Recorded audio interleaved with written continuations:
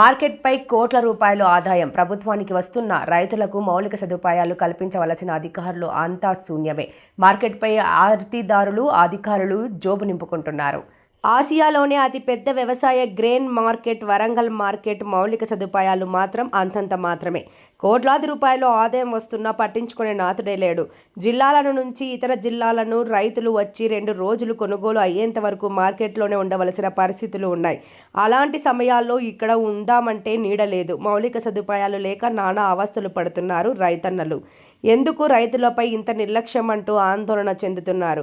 రైతులు ఇప్పటికైనా ప్రభుత్వం స్పందించి మౌలిక సదుపాయాలు కల్పించాలని రైతు సంఘాలు కూర్చున్నారు. ఎందుకంటే ఎండలు పెరిగినాయి.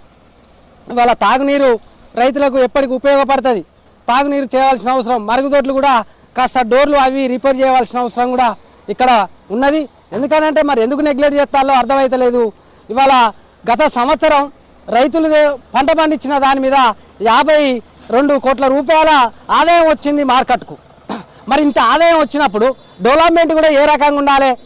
ఆ పరిస్థితిలో డెవలప్మెంట్ ఉండాలి. మరి ఆ పరిస్థితిలో మాత్రం ఇక్కడ ఆదాయాన్నే చూస్తారు తప్పితే ఇక్కడ మార్కెట్ డెవలప్మెంట్కి వచ్చి మాత్రం అధికారులు సహకరించడం లేదు. ప్రభుత్వాలు కూడా నెరవేర్చేస్తున్నాయి.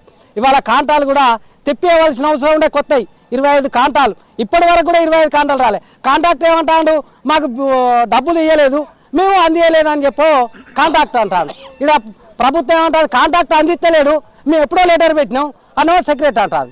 మరి ఇది ఎవలమై ఉన్నది అనేది కూడా గుర్తించవలసిన అవసరం. తక్షణం ఆ కాంటాలను కూడా ఎంబటే ఏర్పాటు చేయాలి. అదేవిధంగా సదుపాయాలు కూడా రైతులకు కల్పించాలనే విధంగా మేము కేంద్ర ప్రభుత్వానికి మేము ఒక డిమాండ్ చేస్తున్నాం. వ్యవసాయ మార్కెట్ కమిటీ వరంగల్ ఎన్మాముల మార్కెట్స్ ప్రత్యేక శ్రేణి కార్యదర్శి పి నిర్మల మాట్లాడుతున్నాను.